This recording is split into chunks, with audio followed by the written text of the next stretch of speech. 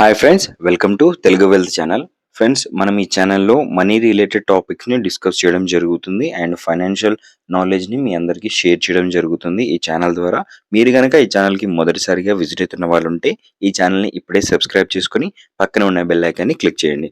Friends, నేను గతంలో upload చేసిన ఎస్‌బీఐ హోమ్ లోన్ వీడియోని and SBI withdraw and deposit ఫామ్‌ని మీరు ఇచ్చిన నాకు ప్రోత్సాహానికి ఎంతో రుణపడి ఉంటాను. అండ్ మీరు దానికి చేసిన ప్రోత్సాహం, దానివల్ల అదే ఇన్స్‌పిరేషన్స్‌తో మీ ముందుకు ఇంకొక మంచి వీడియోని తీసుకురావడం జరిగింది ఫ్రెండ్స్. ఈ వీడియో వచ్చేసి ఇప్పుడు ప్రస్తుతం మనం అప్‌లోడ్ చేసిన మీరు చూడబోయే వీడియో వచ్చేసి ఒక రైతుకు ఉపయోగపడే వీడియో ఫ్రెండ్స్ ఇది. క్రాప్ లోన్ ఎవరికైతే ఉంటదో, క్రాప్ లోన్ ఎవరైతే మాఫీ కోసం వెయిట్ చేస్తూ ఉన్నవాళ్ళున్నారో, వాళ్ళ కోసము స్పెషల్‌గా ఈ వీడియోని చేయడం జరిగింది ఫ్రెండ్స్. ఫ్రెండ్స్, మీరు అనుకోవచ్చు, నేను ఇందులో విమర్శిస్తున్నాననుకోవచ్చు, లేదా ఒకరిని పొగుడుతున్నానని మీరు అనుకోవచ్చు.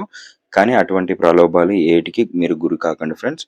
నేను క్యాజువల్‌గా ఒక రైతుకు జరిగే నష్టాన్ని ఆహ్, రైతుకు నష్టం జరగకూడదు అని ఆహ్ భవిష్యత్తుని దృష్టిలో పెట్టుకొని అండ్ ఇదివరకు మనం నేర్చుకున్న ఎక్స్‌పీరియన్స్‌ని, అంటే మనకు ఎదురైన చేదు అనుభవాలతో నేర్చుకున్న ఒక గుణపాఠం నుంచి నేను దానివల్ల నష్టపోయిన దాని గురించి మీరు నష్టపోకూడదు అని చెప్పేసి నేను ఈ వీడియోను చేయడం జరుగుతుంది. ఫ్రెండ్స్, ఈ వీడియోలో నేను క్రాప్ లోన్ గురించే నేను ఫుల్‌గా ఎక్స్‌ప్లనేషన్ చేయడం జరుగుతుంది. మీకు తెలిసిన రైతులు గానీ, రైతన్నలు గానీ ఎవరైతే ఉంటారో వాళ్ళకి ఈ వీడియోని షేర్ తప్పకుండా చేయండి. ఎందుకంటే మీరు వాళ్ళకి ఈ వీడియో షేర్ చేయడం అంటే వాళ్ళకు అక్షరాల రూ. 45,788 మీరు సేవ్ చేసిన వాళ్ళవుతారు. ఖచ్చితంగా రూ. 45,788 సేవ్ చేసిన వాళ్ళవుతారు. అండ్ వాళ్ళకి వేరే లోన్స్ ఏమన్నా కావాలనుకున్నా గూడా హెల్ప్ చేసిన వాళ్ళు కూడా అవుతారు. ఎందుకంటే మీకు తెలిసిన విషయమే, బ్యాంకింగ్ రంగాల్లో సిబిల్ స్కోర్ అనేది చాలా అంటే చాలా కీలకమైన పాత్రను పోషిస్తుంది. ఈ క్రాప్ లోన్ వల్ల చాలామంది రైతులకు సిబిల్ స్కోర్ అనేది ఎఫెక్ట్ కావడం జరిగింది. అది ఏ విధంగా ఎఫెక్ట్ అయింది, ఏ పరిస్థితుల వల్ల ఎఫెక్ట్ అయిందని కూడా ఈ వీడియోలో మీకు చెప్పబోతున్నాను. అదొక చిన్న పాంప్లెట్ ద్వారా మీకు చెప్పడం జరుగుతుంది ఫ్రెండ్స్. ఫ్రెండ్స్, మీకు ఈ వీడియో స్టార్ట్ చేయడానికి ముందు మీకు ఒక డిక్లరేషన్ చేయాలనుకుంటున్నాను. నేను ఎటువంటి ఏ పార్టీ కార్యకర్తను కాను. మొదటి విషయము, నేను ఏ రాజకీయ పార్టీ సంబంధించిన వ్యక్తిని కూడా కాదు. ఒక రైతు బిడ్డను మాత్రమే నేను. రైతుగా నాకు జరిగిన నష్టం ఏ రైతుకు జరగకూడదు అని చెప్పేసి ఒక చదువుకున్న వాడిలా మీ అందరికీ తెలియచేయాలి. అది నా కర్తవ్యం అని భావిస్తూ ఈ వీడియోని చేయడం జరుగుతుంది. దీన్ని మరోలా తీసుకోకండి. మీ మనోభావాలను దెబ్బ తీసుకోకండి. క్యాజువల్‌గా ఒక మీకు మిత్రుడు లేదా మీ స్నేహితుడు లేదా మీ మంచి కోరే ఒక వ్యక్తి మీకిస్తున్న సలహాగా మాత్రమే ఈ వీడియోని పరిగణించండి. మరెందుకు ఆలస్యం, వీడియోని మొదలు పెడదాం. ఫ్రెండ్స్, మీరిప్పుడు చూస్తున్న ఈ పాంప్లెట్ వచ్చేసి SBI bank, state bank of India, ఒక ప్రభుత్వ బ్యాంకు, ప్రభుత్వ రంగ బ్యాంకు అయిన బ్యాంకు ప్రచురించిన ఒక పాంప్లెట్ ఫ్రెండ్స్. ఈ పాంప్లెట్‌లో మనకేముందని చెప్పేసి అనుకోవచ్చు. కానీ వాళ్ళ కస్టమర్స్‌కి, అంటే బ్యాంకింగ్ రంగం వాళ్ళు ఒక కస్టమర్‌కి జరిగే అన్యాయం గురించి, జరిగే నష్టం గురించి వాళ్ళు వివరించడానికి చాలా సునాయాసంగా అందరికీ అర్థమయ్యే విధంగా ఈ పాంప్లెట్‌ని ప్రచురించి, ప్రింట్ చేసి రైతులకు అవగాహన సదస్సుల ద్వారా వాళ్ళకు అందించడం జరిగింది. కాకపోతే అందరికీ అర్థం కావాలని చెప్పేసి లేదు. ఎందుకంటే చదువుకున్న రైతులు చాలా తక్కువ మందే ఉన్నారు మన దేశంలో గూడా. ఇప్పుడు టెక్నాలజీ వల్ల కొంచెం అప్‌డేట్ అవుతున్నారు. కానీ మన పేరెంట్స్, అంటే ఒక 60 సంవత్సరాలు, 50 సంవత్సరాలు, 35 సంవత్సరాలకు పైగా ఉన్న వాళ్ళే రైతులు ఎక్కువగా ఉన్నారు. వాళ్ళకు అర్థం కాకపోవచ్చు అనే ఇంటెన్షన్‌తోనే ఈ వీడియోలో ఈ పాంప్లెట్‌లో ఉన్నదేంటో నేను క్లియర్‌గా చెప్తున్నాను. ఇది ఎస్‌బీఐ బ్యాంక్ వాళ్ళు ఇచ్చారు ఫ్రెండ్స్ ఇది. మొదటగా పైన చూసుకున్నట్లయితే, రైతు సోదరులారా ఒక్క నిమిషం. మీ పంట రుణాలను తీసుకున్న రోజు నుంచి 12 నెలల లోపు చెల్లించుతున్నారా? అంటే వాళ్ళు అడగదలిచిందేందంటే, సంవత్సరం లోపు ఇంట్రెస్ట్ ఎంతైతే అవుతదో ఆ ఇంట్రెస్ట్‌ని మీరు కట్టుకొని రెన్యువల్ అనేది చేసుకుంటున్నారా అని అడుగుతున్నారు ఫ్రెండ్స్. ఒకవేళ రెన్యువల్ చేసుకుంటే మనకు కలిగే బెనిఫిట్స్ ఏంటి? చేసుకోకున్నట్లయితే కలిగే నష్టం ఏంటో దాని కింద గూడా ఇవ్వడం జరిగింది. ఒకవేళ చేసుకున్నట్లయితే కలిగే సౌకర్యాల గురించి ఇప్పుడు ఇచ్చారు చూడండి. ఫ్రెండ్స్, మనం రెన్యువల్ చేసుకుంటే రూ. 1,00,000కు 33 పైసలు ఫ్రెండ్స్. నెలవారీ వడ్డీ సంవత్సరానికి 7% ఫ్రెండ్స్. 7% మనకు మిత్తి అనేది పడుతుంది. 7% అంటే లక్షకు రూ. 7,000. ఆ రూ. 7,000 కూడా రాయితీ అనేది కలిగించడం జరుగుతుంది. 3% రాయితీని కలిగిస్తారు. అంటే 7%లో 3% రాయితీ అంటే మనకు సంవత్సరానికి రూ. 7,000 మిత్తి అనేది అవుతది. ఆ 7,000 మిత్తిలో మనము 7,000 కట్టుకుంటే 3,000 మనకు మళ్ళీ రిటర్న్‌లో ఎయడం జరుగుతుంది. 3,000 రిటర్న్ ఏస్తారు. అదే విధంగా మళ్ళీ 10,000 అదనంగా లోన్ ఇవ్వడం జరుగుతుంది. అంటే మీరు 7,000 కట్టుకుంటే మళ్ళీ మీకు లోన్‌గా 13,000 మీ అకౌంట్‌లో పడతాయి. అప్పుడు మీకు ఉండే లోను అయ్యే లోను 1,10,000 లోన్ అవ్వడం జరుగుతుంది. మొదటి సంవత్సరానికి. మీరు 10% అదనంగా లోన్ తీసుకున్నట్లయితేనే 1,10,000 అవుతది. లేదు అవసరం లేదు అదే రూ. 1,00,000 ఉండని అని అనుకుంటే అదే రూ. 1,00,000కు మళ్ళీ 7% రేట్ ఆఫ్ ఇంట్రెస్ట్‌తోన మళ్ళీ నెక్స్ట్ ఇయర్‌లో మీరు రెన్యువల్ చేసుకోవాల్సి ఉంటది. 7,000 మిత్తి కట్టుకొని. ఓకే. ఒకవేళ ఇది రెన్యువల్ చేసుకోవడం వల్ల ఇట్లా ఇంట్రెస్ట్ పేమెంట్ చేసుకొని రెన్యువల్ చేసుకోవడం వల్ల మీకు ఇంకా వేరే లోన్స్ ఏమన్నా కావాలన్నా కూడా బ్యాంక్ వాళ్ళన ఆఫర్ చేస్తారు. లైక్ ఎటువంటి లోన్స్ అంటే ఇప్పుడు బర్రెలు పెంచుకోవడానికి గాని, గొర్రెలు పెంచుకోవడానికి గాని, అండ్ కోళ్ళు పెంచుకోవడానికి గాని, లేకపోతే అగ్రి ఏదన్నా ఫుడ్ ప్రాసెసింగ్స్ గాని, ఇవన్నీ ఉంటాయి గదా! అదనంగా మీరేదన్నా ఓన్ స్టార్టప్ చేసుకోవాలనుకున్నా గూడా లోన్స్ అనేవి మంజూరు చేయడం జరుగుతుంది. ఎందుకంటే మీరు రెగ్యులర్‌గా మీరు పేమెంట్ చేసుకుంటున్నారు గాబట్టి మీ సిబిల్ అనేది ఇంప్రూవ్ కూడా అవుతది. గోల్డ్ లోన్స్ గూడా మీకు ఆఫర్ చేస్తారు. రెన్యువల్ చేసుకున్న వాళ్ళ పరిస్థితి ఈ విధంగా ఉంటది. ఒకవేళ రెన్యువల్ చేసుకోకపోతే ఏ విధంగా ఉంటదో ఇప్పుడు చెప్తాను చూడండి. రెన్యువల్ చేసుకోనకపోతే కలిగే అసౌకర్యాలేంటంటే, మొదటిగా మీ సిబిల్ అనేది తగ్గిపోతది. అండ్ ఇంట్రెస్ట్ అనేది రూపాయి 10 పైసలు పడతది నెలవారీగే. రూపాయి 10 పైసలు. రెన్యువల్ చేసుకుంటే 33 పైసలు. కానీ రెన్యువల్ చేసుకోకపోతే 110 పైసలు మిత్తి కట్టుకోవాలి. అంటే సంవత్సరానికి 10.5% వడ్డీ మరియు పెనాల్టీ 2%.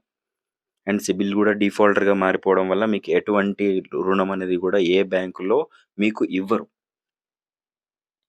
మీకు సంవత్సరానికి అయ్యే మిత్తి వచ్చేసి రూ. 11,332 మీకు ఇంట్రెస్ట్ అనేది పడతది. అండ్ ఇందులో మీరు ఒక సంవత్సరం నష్టపోయేది 3,000 అండ్ మళ్ళీ రెండో సంవత్సరం నష్టపోయేది 4,500. మొదటి సంవత్సరం 3,000 రెండో సంవత్సరం 4,500 ఆ విధంగా చివరికి మీరు కట్టుకునే మిత్తే 5 సంవత్సరాలకు రూ. 45,788 ఫ్రెండ్స్. రూ. 45,788 అని లెక్క చెప్తున్నావు అని చెప్పేసి అని మీరు అనుకోవచ్చు. దానికి సంబంధించిన చార్ట్ కూడా ఇప్పుడు మీకు డిస్‌ప్లే చేయడం జరుగుతుంది చూడండి. ఫ్రెండ్స్ మీకిక్కడ కనబడుతుందిగా చార్టు. రెన్యువల్ చేసుకున్నచో అని చెప్పేసి గ్రీన్ కలర్‌లో ఇవ్వడం జరిగింది. రెన్యువల్ చేసుకోనిచో అని చెప్పేసి మీకు లైట్ పింక్ కలర్‌లో ఇవ్వడం జరిగింది. ఇప్పుడు రెన్యువల్ చేసుకున్నచో ఏంటో బెనిఫిట్ మీకొకసారి జూమ్ ఇన్ చేసి చూపిస్తాను చూడండి.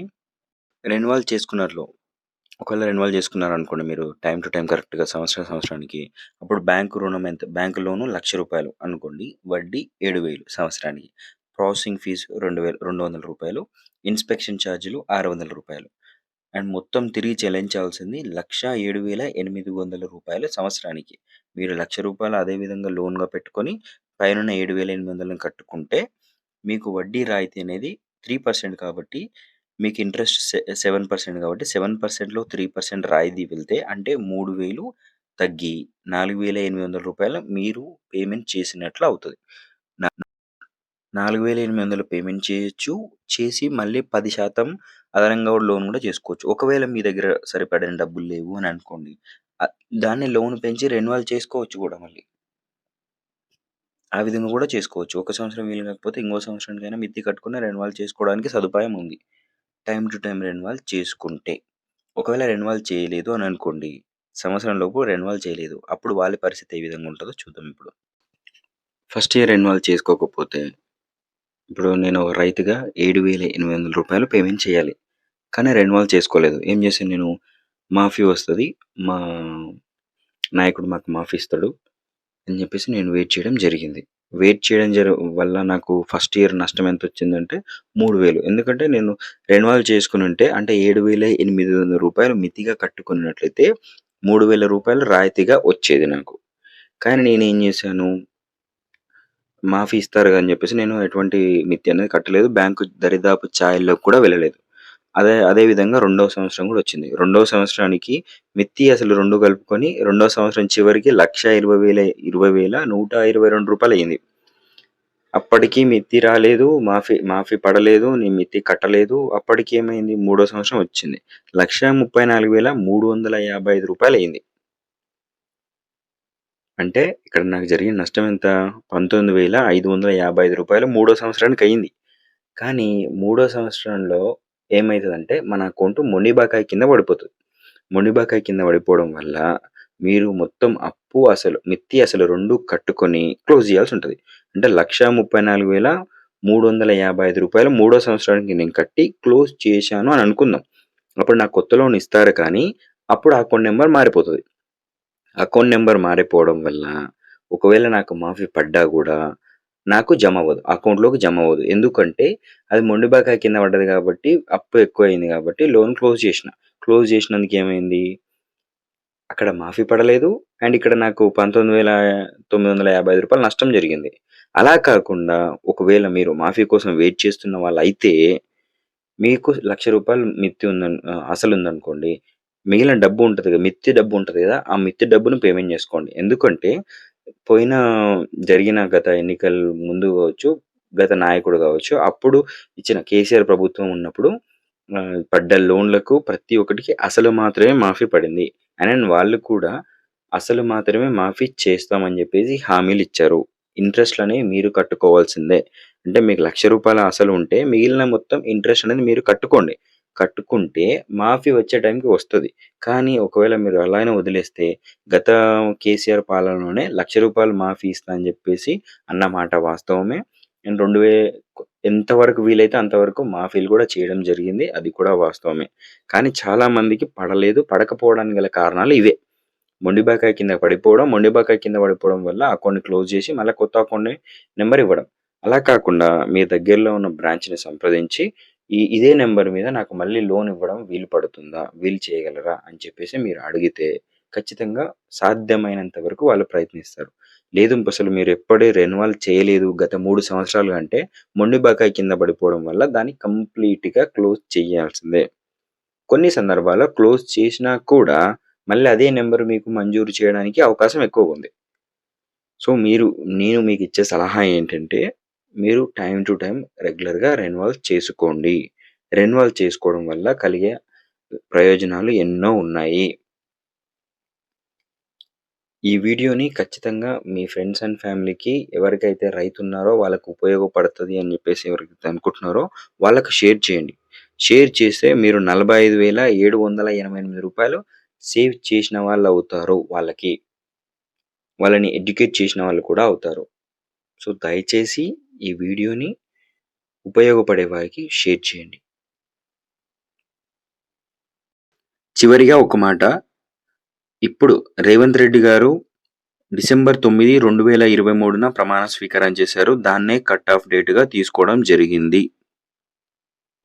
డిసెంబర్ 9, 2023 నాడు మీకు లోన్ ఉంటే మాఫీ పడతది ఖచ్చితంగా. కానీ మొండి బకాయి కింద అయితే మాఫీ రాదు. ఇనాక్టివ్‌లో ఉంటది కాబట్టి అకౌంటు మాఫీ అనేది పడదు. పడ్డా కూడా మీ చేతికి దొరకదు.